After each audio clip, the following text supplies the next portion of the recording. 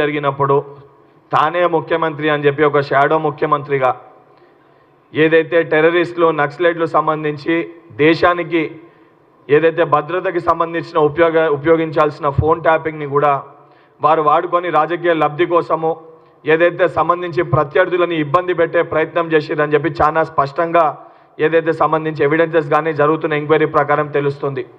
నిజంగా కేటీఆర్ గారు తప్పు చేయకపోతే దీంట్లో ఆయన సంబంధించి ఎటువంటి సంబంధం లేకపోతే గుమ్మడికాయ దొంగ ఎవరంటే భుజాలు తడుముకున్నట్టు పదే పదే ఫోన్ ట్యాపింగ్ గురించి ఎందుకు తీస్తున్నారు, ఫోన్ ట్యాపింగ్ చాలా చిన్న సమస్య అన్నట్టు మాట్లాడుతున్నారు.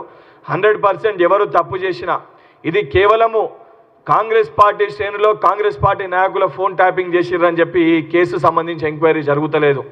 ఒక వ్యక్తి స్వేచ్ఛని, ఒక ఇద్దరు వ్యక్తులకు సంబంధించి వారి వ్యక్తిగత స్వేచ్ఛని వాళ్ళ రాజకీయ లబ్ధి కోసం వాడుకొని బ్లాక్మెయిల్ చేసి వాళ్ళ కడుపులు నింపుకోనికి సంబంధించి మీడియా సోదరులను కానివ్వండి, ఏదైతే ఫిలిం ఇండస్ట్రీ సంబంధించి వారు కానివ్వండి, ఏదైతే జ్యుడిషియల్ సంబంధించి వారిని కానివ్వండి, ఆఖరికి వారి సొంత పార్టీ శాసనసభ్యుల పైన కూడా, వారి సొంత పార్టీ ఎమ్మెల్యేల మంత్రుల పైన కూడా ఈ యొక్క ఫోన్ ట్యాపింగ్ని పెట్టి వాళ్ళని బ్లాక్మెయిల్ చేసి పైసలు దండుకున్నట్టు చాలా స్పష్టంగా కనబడుతుంది.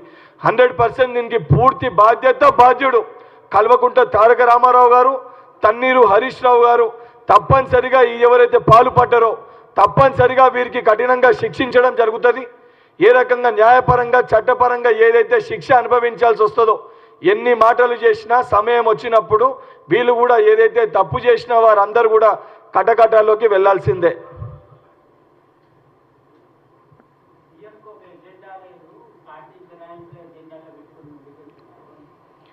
ఏదైతే తెలంగాణలో కాంగ్రెస్ ప్రభుత్వం ఏర్పడ్డాక అసెంబ్లీ సెషన్స్ పెట్టినప్పుడు చాలా స్పష్టంగా మా గౌరవ తెలంగాణ రాష్ట్ర ముఖ్యమంత్రి గారు, మేము ప్రజాస్వామ్యంలో అధికార పక్షం ఎంత